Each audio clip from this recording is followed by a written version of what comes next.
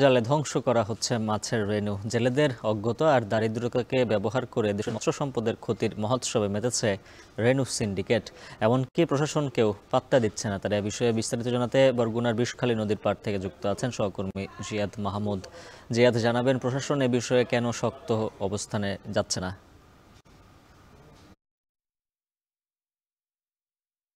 পায়রা, বিষখালী, বলেশ্বর সহ বরগুনার যে নদীগুলো রয়েছে সেখানে নির্বিচারে জেলেরা রেণু শিকার করেন। তবে জেলেদের অজ্ঞতা, আপনি যেটি বললেন, অজ্ঞতা ও দারিদ্রতাকে পুঁজি করে কিন্তু এখানকার সিন্ডিকেট তারা রেণু ব্যবসা করছেন। সাথে কিন্তু দাদনের যে একটি বিষয় রয়েছে, কেননা এই সিন্ডিকেট গুলো জেলেদের দাদন দিয়ে আটকে রাখছেন এবং তারা এই কারণে ব্যবসা করছেন। সাথে কিন্তু দাদনের যে একটি বিষয় রয়েছে, সিন্ডিকেট গুলো জেলেদের দাদন দিয়ে আটকে রাখছেন এবং তারা এ কারণে কিন্তু রেণু স্বীকার করছেন। এই দায় কতটুকু, এই রেণু স্বীকারের ক্ষেত্রে জেলেদের দায় কতটুকু, এই প্রশ্নের উত্তর খুঁজতে আমরা পথ প্রান্তরে ঘুরেছি এবং এখানকার জেলে রয়েছেন যারা সাধারণ মানুষ রয়েছেন তাদের সাথে কথা বলছি। তারা বলছেন যে সিন্ডিকেট বন্ধ করা গেলে জেলেরা কিন্তু আপনা আপনিই তারা এই রেণু শিকার থেকে উঠে যাবে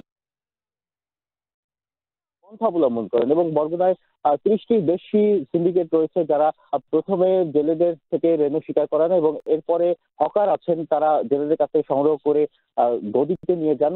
গদি যেখানে মহাজনরা থাকেন এবং সেখান থেকে পাইকাররা বিভিন্ন স্থানে, বিশেষ করে সাতক্ষীরা, বাগেরহাট, খুলনায় তারা পিরোজপুর যে রুট রয়েছে সেই রুট হয়ে তারা কিন্তু রেণুগুলো নিয়ে যাচ্ছেন। এবং বরগুনার সবচেয়ে বড় সিন্ডিকেট গড়ে উঠেছে চরজনিতে, পাথরঘাটায়, যেখানে তারা কোনো নিয়ম নীতি তোয়াক্কা করছেন এবং প্রশাসনেরও ধারা পাচ্ছেন না তারা, এমনটাই কিন্তু সচেতন মহলের অভিযোগ রয়েছে। তবে বরগুনায় যে পচাপুরালিয়া নামক একটি স্থান রয়েছে সেখানে জালাল নামে একজন পাইকার রয়েছেন এবং আমি যেখানে রয়েছি ডালভাঙ্গা স্কুল সংলগ্ন এলাকা, এখানেও কিন্তু অনেক সিন্ডিকেট রয়েছে আমরা দেখেছি যেখানে রেণু শিকার করাচ্ছেন জেলেদের দ্বারা। তো সচেতন মহল বলছেন যদি সিন্ডিকেট বন্ধ করা যায় তাহলে কিন্তু মৎস্য সম্পদ কিন্তু একটা বিপর্যয়ের হাত থেকে রক্ষা করবে। কেননা একটি রেণু শিকার করতে গিয়ে, গলদা বা বাগদা চিংড়ি রেণু শিকার করতে গিয়ে জেলেরা নির্বিচারে আরো 150 থেকে 200 প্রজাতির মাছের করবে। কেননা একটি রেণু শিকার করতে গিয়ে, গলদা বা বাগদা চিংড়ি রেণু শিকার করতে গিয়ে জেলেরা নির্বিচারে আরো 150 থেকে 200 প্রজাতির মাছের